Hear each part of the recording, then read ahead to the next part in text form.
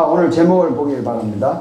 잡았나 지켰나. 제목이 좀 재밌죠? 자, 여러분 한 가지 물어볼게요. 여러분 옛날이 좋았어요? 지금이 좋아요? 지금이 더 좋습니다.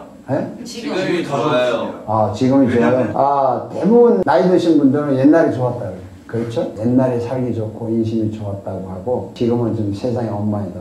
근데 중요한 것은 우리는 옛날이든 지금이든 내일이, 미래가 더 좋아야 되는 거예요. 오늘은 미래가 더 좋아지는 말씀을 드리려고 합니다. 여러분이 잘 아시는 헬렌 켈러 아시죠? 1880년에 태어나서 1968년에 돌아가셨어요. 태어난 지 19달 만에 내적 수막염이라는 병이 걸려가지고 시각장애, 청각장애, 언어장애 세 가지 장애거리가 생겼어요.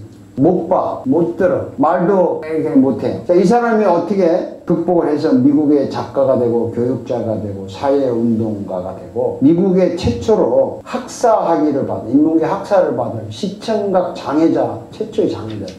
대단한 사람이죠. 그 사람이 한 유명한 말을 하나 제가 소개하려고 합니다. 그 사람이 이렇게 말했어요. 세상은 고난으로 가득하지만 고난의 극복으로도 가득하다. 원래 말은 이렇게 돼 있어요. The world is full of suffering, but it is also full of people overcoming. 그러니까 세상은 고통으로 가득하지만 그것을 극복하는 사람들로 가득 차다. 장애는 불편하다. 그러나 불행하지는 않다. 멋있는 말이죠. 불편하지만 불행하지는 않다는 거죠.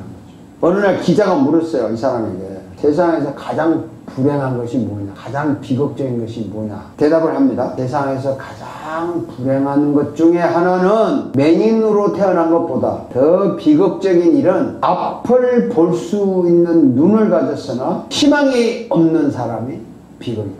앞을 바라보지만 비전이 없는 사람, 미래를 볼 줄 모르는 사람이 가장 비극인 사람이다. 화면 한번 볼까요? 세상에서 가장 불쌍한 사람은 시련이 있지만 비전이 없는 사람이다. 누구 보고 하는 소리 같아요? 저한테는 그 장로님은 희망이 있는데. 그래서 우리가 이런 말 많이 들어봤잖아요. 희망을 가져라. 생명이 있는 한 희망은 있다. 이런 말 많이 들어보셨죠? 자, 그리고 희망이라는 게 뭐냐? 뭐 물어보면 뭐 여러 가지예요. 그리고 나이 드신 분한테 희망에 대한 이야기는 우리는 이제 늙어서 무슨 희망이야. 꿈을 가져라면 우리 같은 늙은이가 무슨 꿈이야. 비전을 가지라 그러면 무슨 말인지도 모르고 이제. 어쨌든 간에 여러분 희망이 뭐냐? 여러분 희망 있죠? 예. 근데 희망이 뭐냐 물으면 뭐 거창하게 대답하지 말고 제가 간단하게 말씀드릴게요. 희망은요, 앞으로 점점 좋아질 것이다 라고 생각하는 게 희망이에요. 간단하잖아요. 앞으로 점점 좋아질 것이다. 내 인생이 앞으로 좋아질 것이다. 이게 희망이에요. 아멘. 그러니까 그 뭐가 좋아지는지, 뭐 돈을 더 많이 벌게 되는지, 몸이 더 건강해지는지, 아니면 뭐 더 좋은 사람을 만나게 되는지, 아니면 내가 더 잘 살게 되는지, 공부를 더 잘하게 될 것인지 등등 무엇인가 내가 기대하는 것이 있는데 그 기대하는 것이 점점 좋아질 것이라는 것이 희망이에요. 아멘. 그래서 여러분의 인생 미래가 좋아지기를 바랍니다. 아멘. 근데 어떻게 하는 게 이 미래가 좋아지느냐? 그냥 무조건 아멘 한다고 좋아지면 얼마나 좋겠어요. 그래서 좋아지는 방법이 오늘 읽은 말씀이 있다고. 이 말씀을 다 설명할 수는 없지만 한 구절만 읽어봅시다. 큰 소리로. 내가 바라는 것은 그리스도를 알고 그분의 부활의 능력을 깨닫고 그분의 고난의 동참으로 그분의 주심을 본받는 것입니다. 여기서 내가 바라는 것은, 이 내라는 것은 이 빌립보서를 기록한 바울입니다. 바울의 희망은, 바울이 바라는 것은, 바울의 꿈은, 바울의 비전은 네 가지가 여기 나와 있어요. 그리스도를 아는 것, 그의 부활의 능력을 깨닫는 것, 그분의 고난에 동참하는 것, 그분의 죽으심을 본받는 것. 이게 바울의 희망이에요. 근데 사실은 바울은 이런 희망이 어느 정도 이루어진 사람이에요. 그리스도를 알아요. 그리스도의 부활의 능력도 어느 정도 알아요. 고난에 동참도 하고 있어요. 그의 죽으심을 본받기도 해요. 그럼에도 불구하고 이게 점점 더 그리스도를 알기를 원하고, 점점 더 부활의 능력을 알기를 깨닫기를 원하고, 점점 더 그리스도의 고난에 참여하기를 원하고, 점점 더 그리스도의 죽음을 본받기를 원하는 거예요. 점점점 좋아지는 거예요. 이게 바울이라는 분의 희망이에요. 근데 이거를 점점점 좋아지기 위해서 어떻게 했느냐? 여러분은 바울과 같은 희망이 있을 수도 있고 또 다른 희망이 있을 수도 있습니다. 이 좋아지기 위해서 바울이 할 수 있는 게 뭐냐면 딱 한 가지가 있어요. 한 가지가. 한번 읽어볼까요? 나는 이것을 이미 얻은 것도 아니고 이미 목표점에 다다른 것도 아닙니다. 그 지금 예수께서 나를 사로잡으셨으므로 나는 그것을 붙들려고 쫓아가고 있습니다. 그 희망을 붙들려고 쫓아간다는 거예요, 지금. 그 쫓아가는 게 이 바울한테는 점점 좋아지는 거예요. 희망이 여러분 다 있잖아요. 자꾸 희망이 성취가 되고 있잖아요. 오늘도 조금 되고 내일도 될 텐데 이것을 계속 붙잡으려고 내가 쫓아가고 있다는 겁니다. 그래서 그걸 생각하니까 내 미래가 점점 좋아진다는 거죠. 자, 그런데 우리도 희망을 향해서 쫓아갑니다, 사실은. 여러분과 저도 희망을 두고 살고 있잖아요.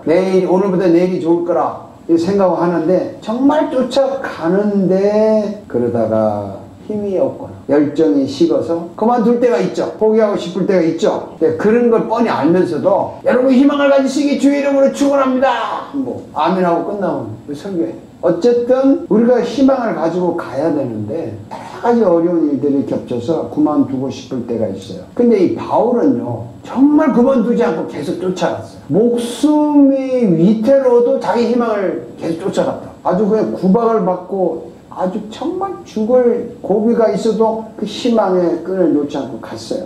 어떻게 바울한테는 그런 힘과 열정이 생겼을까? 어떻게? 바울하고 우리하고 뭐가 다를까? 궁금하죠? 답이 있습니다. 바울에게 오늘 이건 말씀 다시 한번 보세요. 나는 이것을 이미 얻은 것도 아니며 이미 목표점에 다다른 것도 아닙니다. 그리스도 예수께서 나를 어떻게? 사로잡으셨으므로 나는 희망을 붙들려고 쫓아가고 있습니다. 바울이 그냥 자기 힘으로 희망을 붙들려고 쫓아간 게 아니라 그리스도 예수께서 바울을 사로잡았다 그랬어요. 예수님이 바울을 사로잡아서 힘과 열정과 믿음과 용기를 주셨다는 겁니다. 사로잡아서. 예수님이 언제 바울을 사로잡은 줄 아세요? 다메섹에 가다가 예수님을 딱 만나는 장면이에요. 한번 읽어봅시다.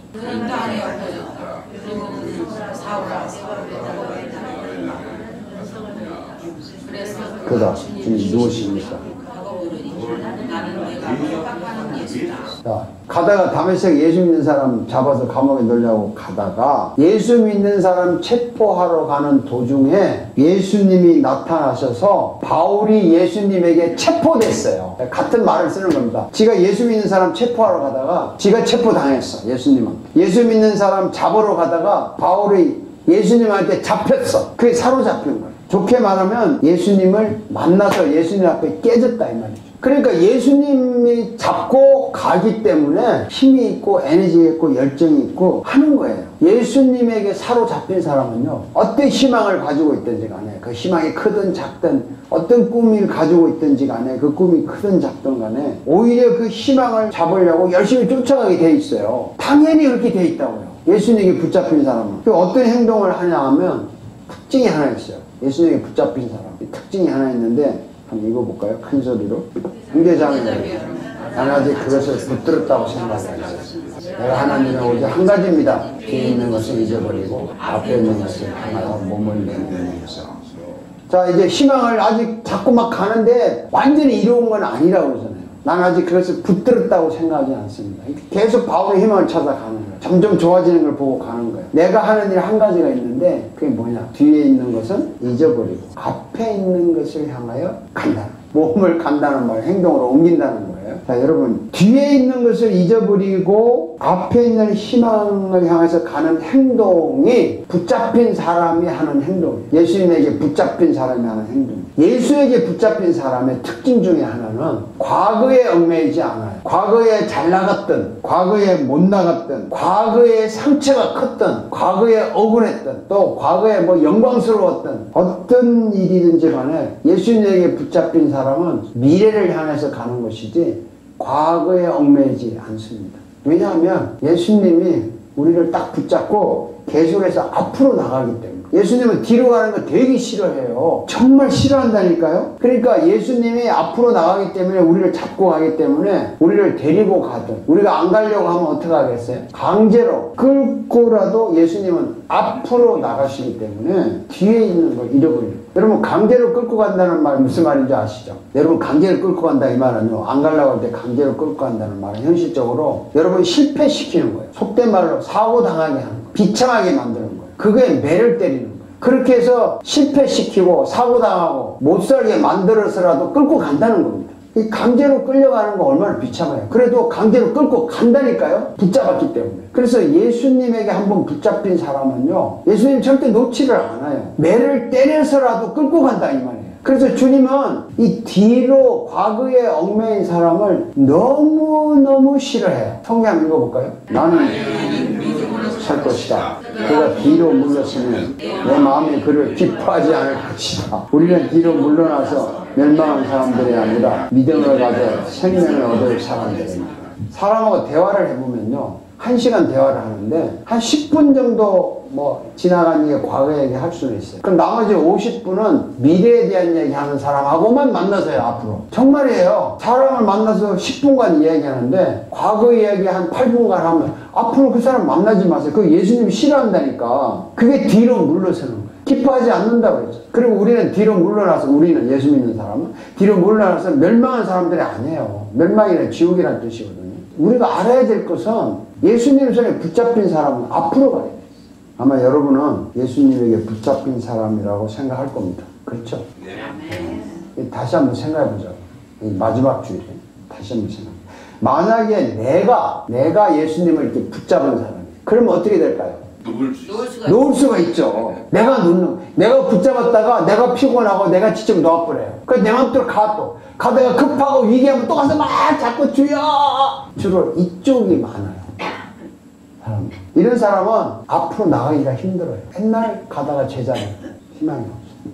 그러나 예수님에게 붙잡힌 사람 있잖아요. 예수님이 절대 놓치지 않아요. 절대 안 놓아요. 자신의 생명을 주고 나를 붙잡았는데 놓겠어요? 안 놓는다고. 절대 안 놔요. 아니 예수님이 자신의 생명을 주고 이렇게 잡았는데 이걸 왜 놔? 그럼 자기 생명을 버리겠다는 얘기입니다. 여러분 혹시요, 제가 이 묻는 말에 잘 생각했어요. 내가 예수님의 손을 붙잡고 좋아서 막 은혜 받았다고 막 기뻐하고 할렐루야 하는 사람이에요. 내가 붙잡혔기 때문에 좋아서 할렐루야 하는 거예요. 에? 아니 이게 중요해요.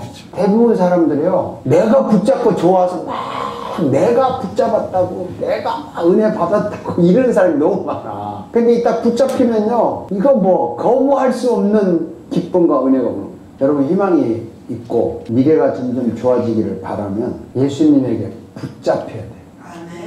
아멘. 내가 붙잡는 거 아니에요. 내가 붙잡는 거 아니라고. 붙잡혀야 돼요. 근데 예수님에게 붙잡힌 사람은 정말 갈수록 좋아져요. 제가 극단적인 예를 들어서 설명할 테니까 한번 들어보세요. 병이 들어서 내가 죽어가고 있어요. 늙어서 몸이 시들어가고 있어요. 인생이 갈수록 힘들어요. 그런데 점점 좋아진다고 할 수 있나요? 정말 미래가 있다고 할 수 있냐고요. 연세가 100세가 된 분에게 앞으로 인생이 점점 좋아질 겁니다, 이렇게 말할 수 있나요? 근데 지금 제가 설교를 해보면 붙잡힌 사람은 점점 좋아진다. 여러분 아멘 했잖아요. 그냥 아멘 했잖아요. 그러니까 이게 제가 설교하면서 항상 고민하는 거예요. 그냥 여러분 아멘 시키고 끝나는 설교에 난 하고 싶지 않으니까. 분명히 예수님에게 붙잡힌 사람은 점점 좋아지게 되어 있는데 현실적으로 실패하고 늙고 병드는 사람은 안 좋아지는데, 그런 사람 보고도 주님에게 붙잡히면 좋아진다고 말할 수 있느냐 이거죠. 예수님에게 붙잡힌 사람은요, 극단적으로 제가 말한다고 했잖아요. 성경을 한번 소개해 드릴게요. 읽어봅시다. 그러므로 우리는 낙심하지 않습니다. 우리의 겉사람은 알갑하고 우리의 속사람은 다르고. 이게 중요하다고요. 우리가 그 사람도 좋아져야 되죠. 좋아져야 되고 희망이 있고 일도 잘 돼야지만, 만약에 늙어가고 아프고 뭐 정말 고생이 안 되더라도 정말 붙잡힌 사람은요, 우리의 영적인 삶, 우리의 영혼은 정말 날로 새로워지게 돼 있어요. 있다고요. 이게 문제는 붙잡혀야 되는 거예요. 근데 어떻게 예수님에게 붙잡히느냐, 이게 문제죠. 어떻게 붙잡히느냐. 뭐 예수님이 바울에게 찾아가듯이 가서 확 가서 싹 사로잡았으면 얼마나 좋겠어요. 예수님 지금 이 자리에 오셔가지고 막 이상원 집사님 확 잡아서 너는 절대 안 나, 딱 잡았으면 얼마나 좋겠어요. 그런 사람도 있을 것이고, 만약에 예수님에게 붙잡히는 것이 뭐 40일을 기도를 하면 예수님이 붙잡아준다면 그까지 그 40일 못하겠어요? 하면 되지. 일주일을 막 매일 새벽 기도 막 나가면 내가 너 확 잡아줄게 하면 그 일주일 못하겠어요? 예를 들어서 10만 불을 네가 헌금하면 내가 너 평생 확 잡아줄게 하면 빚내서라도 못하겠어요? 성경을 10번만 읽으면 내가 너를 확 사로잡아서 딱 해줄게 하면 이거 안 읽겠냐고. 우리는 붙잡혀야 되는데 어떻게 붙잡히나? 방법이 있을까요? 이 방법이 있다면야 얼마나 좋겠어요. 그대로 하면 되니까. 근데 사실은요, 방법 없습니다. 있다고 여러분 열심히 기도하세요, 금식하세요, 이따에 넘어가지 마시라고요. 나도 그렇게 해서 사기 좀 치고 싶어요. 사실은 없어요. 붙잡히는 방법은 정말 없어요. 한 가지 가능성이 있어요. 이 가능성이 뭐냐면 제가 알려드릴게요. 이 세상에 사는 모든 사람들 중에, 모든 사람이에요. 미국 사람, 한국 사람, 뭐 이런 사람, 중국 사람, 남미 사람, 아프리카 사람, 누구든지 간에 들키지만 않았을 뿐이지 죄 다 짓고 살아요. 맞습니까? 안 들켜서 괜찮은 거지 순간순간 죄를 짓고 살아요. 들킨 사람은 재수 없는 거야. 들킨 사람은 욕먹는 거야, 사실은. 근데 들킨 사람한테 우리가 손가락질은 나는 죄 안 짓습니까? 웃긴다고. 지는 안 들켰다고 죄 없는 것처럼 막 떠들어. 다 죄인이에요. 근데 사람들이 몰라요. 사람들이 모르고 들키지 않은 죄가 매일 수없이 있는데 그 감추고 사느라고 여러분 힘드시죠? 근데 마음속에 있는 죄를 샅샅이 아는 분이 누굴까요? 그렇죠. 예수님 하나님이죠. 그분에게 이 들키지 않는 죄를 다 까발리면 어떻게 될까? 까발리면 어떻게 되나 성경 한번 봅시다. 자, 소개할게요. 사랑하는 여러분, 우리가 마음의 가책을 받지 않으면 우리는 담대함. 마음의 가책을 받지 않는다는 말이 다 까발린 거예요. 다 까발렸어. 밑바닥이 다 보여 이제. 그러니까 뭐가 생기냐면 담대함이 생겨.